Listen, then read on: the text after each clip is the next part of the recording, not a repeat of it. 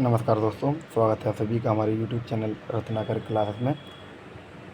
तो जैसा कि हम लोग पिछले लेक्चर में हमने कंप्लीट किया था हेलो एरिन बनाने की विधि को। ठीक है, तो इस लेक्चर में हमें कवर करना है भौतिक गुण और रासायनिक गुण क्यों। ठीक है, तो आइए देखते हैं भौतिक गुण जल्दी से। तो भौतिक गुण में है कि हमारे पास भौतिक गुण तो कुछ ज़्यादा खास होते नहीं। रंगहीन, बाष्पीय तथा सुगंधित द्रव्य। देखिए, भौतिक गुण जब भी क्वेश्चन पूछ सकता है जब डिटेल में क्वेश्चन पूछेगा। ठीक है, भौतिक गुण से क्वेश्चन जब आएगा जब ये बताए कि हेलो एल्केन या क्लोरोबेंजीन बनाने के कोई एक विधि लिखी और इसके भौतिक गुण, और फिर रासायनिक गुण में जो भी रासायनिक गुण पूछे उस तरीके से। ठीक है, वैसे इंडिविजुअल क्वेश्चन पूछना बहुत मुश्किल है इससे। तो देखते हैं नेक्स्ट है, इसका क्वथनांक कितना होता है 132 डिग्री सेंटीग्रेड। ये हम लोग जो यहाँ पर रासायनिक गुण पढ़ेंगे वो क्लोरोबेंजीन के बारे में पढ़ेंगे। तो हमने कल जितनी भी रिएक्शन पढ़ी थी लगभग सारी क्लोरोबेंजीन के बारे में पढ़ी थी। ठीक है, उससे ब्रोमोबेंजीन भी मतलब और भी मेथड है। क्लोरीन, अगर हम क्लोरीन इस्तेमाल करेंगे तो क्या बन जाएगा, वहाँ पर क्लोरीन आ जाता है। ठीक है, और इसके बाद यहाँ से इसमें क्वेश्चन बन सकता है इस पॉइंट से, ये क्वथनांक से। बेंजीन की मोनो हैलोजन व्युत्पन्न के क्वथनांक निम्न क्रम में होते हैं। तो बेंजीन यहाँ भी है, यहाँ भी बेंजीन, यहाँ भी मतलब फेनल लगा हुआ है। देखो ये होता है इस तरीके से है ये बेंजीन। अगर इसमें यहाँ कुछ जुड़ जाएगा, यहाँ मान लीजिए एक्स जुड़ गया, तो ये पार्ट आपका फिर कहलाएगा फेनल। वैसे ये बेंजीन ही होती है। तो ये क्वथनांक क्रम है। ठीक है, ये क्रम आपको ध्यान रखना है। क्वथनांक किसका ज़्यादा होता है, सबसे ज़्यादा ये, सबसे कम ये वाला हो। नेक्स्ट, जल से भारी होते हैं और जल में आबले होते हैं। ठीक है, कार्बनिक विलायकों में विलय होते हैं। तो ये तो होगा इसके भौतिक गुण। तो एक ये याद रख सकते हो, फेनल मतलब किसी में फेनल के साथ में क्लोरीन, ब्रोमीन, आयोडीन लगाओ तो किसका ज़्यादा, तो आयोडीन वाले का, और किसका कम, तो फ्लोरीन वाले का। ठीक है, क्वथनांक कितना होता है 132। किसका है ये, क्लोरोबेंजीन का। ठीक है, और इसके बाद जल से भारी होते हैं, कार्बनिक विलायकों में विलय होते हैं और जल में अविलय होते हैं। अब हम देखेंगे डाव अभिक्रिया। ठीक है, तो ये बनाने की जो विधि तो हमारी हो गई थी, भौतिक गुण हुई। अब है हमारे रासायनिक गुण। तो डाव अभिक्रिया में क्या है, पीछे भी आपने अगर ध्यान होगा गिरो पर कर, वहाँ पर NaOH या QH से रिएक्शन देखोगी किसकी, एल्कोहल की, एल्किल क्लोराइड में। तो यहाँ वहाँ बनता था एल्कोहल, यहाँ बनेगा फिनाल। यानी कि ये कंडीशन रहेगी 200 ATM का, मतलब यहाँ एटमॉस्फेयर से है, और 300 डिग्री सेंटीग्रेड ताप पे गर्म करेंगे।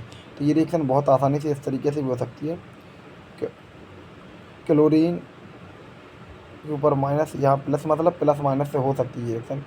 सोडियम के ऊपर प्लस, इसके ऊपर माइनस, तो ये हो जाएगा माइनस, ये हो जाएगा प्लस, तो ये जुड़ जाएगा प्लस और माइनस, और फिर से ये सोडियम प्लस और Cl माइनस से ये हो जाएगा। ठीक है, बाकी आप कुछ नहीं करना है, सिर्फ एक्सचेंज करना है।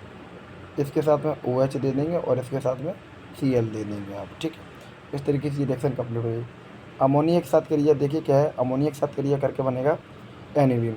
लेकिन अमोनिया देखिए उच्च दाब तथा उच्च ताप पर, ये कंडीशन है। Cu2O, क्यूप्रस ऑक्साइड की उपस्थिति में अमोनिया से क्रिया करके एनिलीन देती है।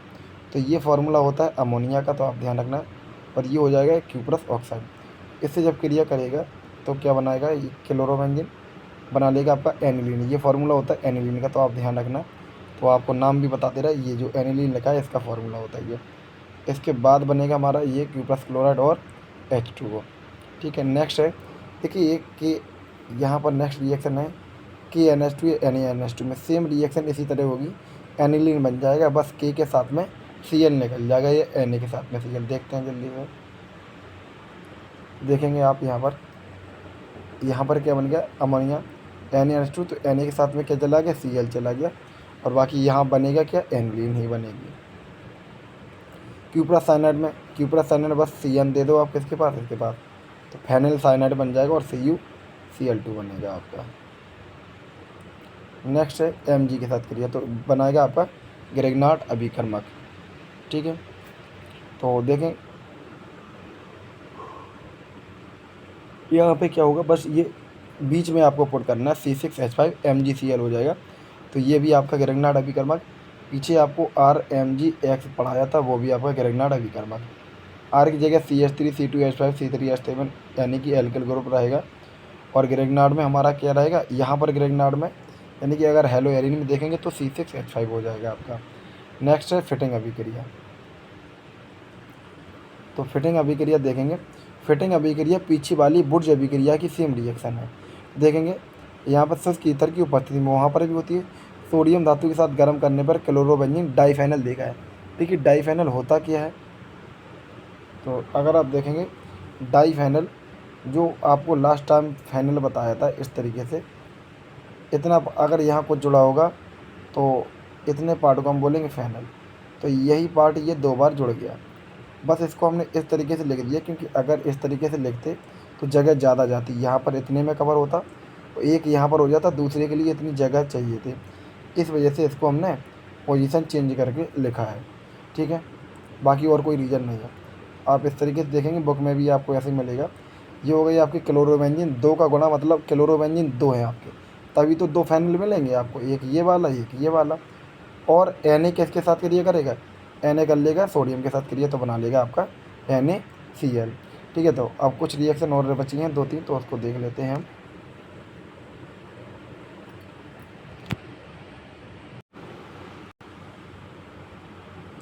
अब हम देखेंगे नेक्स्ट रिएक्शन। नेक्स्ट हमारी बुर्ज फिटिंग अभिक्रिया।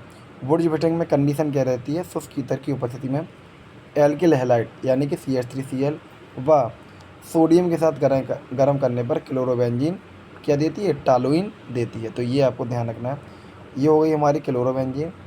ये सोडियम और एल्किल क्लोराइड या हैलाइड के साथ में क्या करेगी, क्रिया, तो उसकी ईथर के प्रेजेंट में, तो आपका टॉलुइन बनेगा। टॉलुइन का फार्मूला होता है C6H5CH3, और यहाँ बन जाएगा आपका NaCl। चलिए नेक्स्ट है हमारी, देखिए बाकी रिएक्शन 3 रिएक्शन, हैलोजनीकरण, नाइट्रीकरण, एक और आएगी सल्फोनीकरण। तो ये रिएक्शन सारी सेम है, तो इनको आप एक साथ देखें ज़्यादा सही रहेगा। फ़िलहाल एक साथ नहीं हो पा रही है, तो हम इसको पहले कवर कर लेते हैं। तो पहले देखेंगे हैलोजनीकरण। हैलोजनीकरण में देखिए क्या होता है कि एक लुईस अम्ल की ज़रूरत होती है, Fe या AlCl3, और क्लोरोबेंजीन की जब क्रिया कराएंगे तो ये पोजीशन देखिए, बेंजीन में पोजीशन आपको थोड़ा सा ध्यान रखना है। इस तरीके से ये बेंजीन इस तरीके से आप बनाएंगे, ये पोजीशन होती है ऑर्थो, ये पोजीशन होती है मेटा, ये वाली पोजीशन होती है पैरा। तो शॉर्ट में लिखते हैं हम OMP, ऑर्थो मेटा पैरा। याद रखने का तरीका है ओम प्रकाश, ठीक है, या ओमपुरी करके आप याद रख सकते हो, या ओम पाल, कुछ भी, ओम करके पालपुरी, ठीक है, प्रकाश, ऐसे याद कर सकते हो। तो देखेंगे आप जो क्लोरोबेंजीन यहाँ पर है वही यहाँ पर भी है और यहाँ पर, लेकिन थोड़ा सा चेंज क्या होगा, एक बार ऑर्थो पोजीशन पर क्लोरीन जुड़ेगी और एक बार क्लोरीन कहाँ जुड़ेगी, पैरा पोजीशन पर। तो ये यहाँ पर बस इतना सा अंतर आ जाता है। क्लोरोबेंजीन तो होता है एक बार ऑर्थो पोजीशन पर और एक बार पैरा पोजीशन पर जुड़ती है। अगर ऑर्थो पोजीशन पर जुड़ेगा तो O डाइक्लोरोबेंजीन, और P पर जुड़ेगा तो आपका बनेगा P डाइक्लोरोबेंजीन। लेकिन अगर नाइट्रिक अम्ल से क्रिया कराई जाए 60 से 70 डिग्री सेंटीग्रेड पे, तो यहाँ पर नाइट्रिक अम्ल की जो क्रिया होती है H2SO4 के प्रेजेंट में होती है। तो देखो ऑर्थो फिर से वही पोजीशन पर जुड़ना है, ऑर्थो और पैरा पोजीशन पर क्या जुड़ेगा, NO2। तो नाम हो जाएगा आपका O नाइट्रोबेंजीन, इस वाले का नाम हो जाएगा, और P नाइट्रोबेंजीन इस वाले का नाम हो जाएगा आपका, क्योंकि P पर जुड़ा है, P होता पैरा, तो P नाइट्रो में देखो यहाँ पर लिखा है P नाइट्रो क्लोरोबेंजीन आएगा, थोड़ा सा यहाँ नाम में मिस्टेक है। जिस तरीके से यहाँ क्लोरोबेंजीन है यहाँ पर भी क्लोरोबेंजीन, ठीक है, तो देख लिया, तो थोड़ा सा ध्यान रखना, P नाइट्रो क्लोरोबेंजीन और यहाँ पर आएगा O नाइट्रो क्लोरोबेंजीन, ठीक है, ये ध्यान रखना आप। नेक्स्ट, अगर इस रिएक्शन को देखो, अगर 100 से 110 डिग्री, यहाँ पर 110 लिखेंगे आप, ये 11 अकेला लिखा है, 100 से 110 डिग्री सेंटीग्रेड पर जब गर्म करेंगे तो क्या हो जाएगा, ये देखो यहाँ पर नीचे एक NO2 और लगा है, आपको दिखा देते हैं, ये देखेंगे आप। तो यहाँ पर जब 100 से 110 डिग्री सेंटीग्रेड ताप करोगे तो एक ही बेंजीन रिंग में ऑर्थो और मेटा पोजीशन पर क्या जुड़ जाएगा, NO2 जुड़ जाएगा, ठीक है, ये ध्यान रखना है आपको। तो इसका नाम क्या हो जाएगा, O, P di nitro chlorobenzene, ठीक है, ये इसका नाम हो जाएगा। नेक्स्ट देखेंगे हम सल्फोनीकरण। तो सल्फोनीकरण में भी आपका वही ऑर्थो पोजीशन पर SO3H जुड़ेगा और पैरा पोजीशन पर, अगर ऑर्थो पोजीशन पर जुड़ेगा तो O क्लोरोबेंजीन सल्फोनिकम, और पैरा पे जुड़ेगा तो P क्लोरोबेंजीन सल्फोनिकम। एक लास्ट रिएक्शन हमारी रह गई है बस, उसको और देख लेते हैं जल्दी से। फ्रीडल क्राफ्ट अभिक्रिया ये वाली आप देखेंगे ये, और इसमें कुछ ये शायद यूज हमने आपको लास्ट टाइम बता दिए गए हैं, ठीक है। तो हमारा बस ये लास्ट है, दो एक का ही मिनट का और। फ्रीडल क्राफ्ट अभिक्रिया बहुत ज़्यादा इंपॉर्टेंट है, और इसमें भी अभी जो नाइट्रीकरण, हेलोजनीकरण, सल्फोनीकरण कराई थी, वो भी काफ़ी इंपॉर्टेंट रिएक्शन था, ठीक है। तो निर्जल एल्यूमिनियम क्लोराइड की उपस्थिति में CH3Cl से क्रिया करके क्या क्या देती है, क्लोरोबेंजीन आर्थो पैरा क्लोरोटॉलुइन का मिश्रण देता है, आर्थो पैरा क्लोरोटॉलुइन का मिश्रण। तो वहाँ पे हमने नाइट्रीकरण में NO2 का मिश्रण, NO2 का देखा था, हेलोजनीकरण में Cl का देखा था, और सल्फोनीकरण में सल्फोनिक अम्ल का। लेकिन जैसे ही फ्रीडल क्राफ्ट अभिक्रिया में आ जाएगा तो CH3Cl रहेगा, और एक बार ऑर्थो पे एक बार पैरा पे क्या जुड़ जाएगा, CH3। इसका नाम हो जाएगा ओ टालुइन क्लोरोबेंजीन, ठीक है, और पी टालुइन क्लोरोबेंजीन। इस तरीके से आप नाम ऑर्थो तथा पैरा क्लोरोटालुइन। अच्छा, तो इसका नाम इसी तरीके से आप लिख सकते हो, ये तो हम आपको बता रहे थे, थोड़ा सा ये ध्यान रखना है। ओ क्लोरोबेंजीन और ओ पैरा क्लोरोटालुइन, ये किसका नाम हो गया, इसका। तो वहाँ पर हो जाएगा ओ ओ हो जाएगा, और क्लोरोटालुइन आ जाएगा आपका नाम, ठीक है। क्योंकि टालुइन जो होता है, ये जो फार्मूला होता है, इस तरीके से अगर बेंजीन देंगे और CH3 जोड़ दें तो ये हो जाएगा टालुइन, ठीक है। लेकिन टालुइन अभी जुड़ा कहाँ है, एक बार यहाँ पर, एक बार यहाँ पर जुड़ा है। तो आपको नाम रखना है, जैसे इस वाले का नाम हो जाएगा पैरा क्लोरोटालुइन, तो इस वाले का नाम हो जाएगा ऑर्थो क्लोरोटालुइन। नेक्स्ट आपको याद रखना है कि इसके उपयोग फिनाल एनिलीन के निर्माण में, यानी कि क्लोरोबेंजीन से हम फिनाल बना सकते, एनिलीन बना सकते, और DDT के निर्माण, तो इसके यूज थे। तो अब हमारा ये चैप्टर पूरा कंप्लीट हो चुका है, ठीक है। तो मिलते हैं next chapter alcohol phenol ether के बारे में पढ़ेंगे हम नेक्स्ट लेक्चर में। तब तक वीडियो देखते रहिए, वीडियो देखने के लिए धन्यवाद।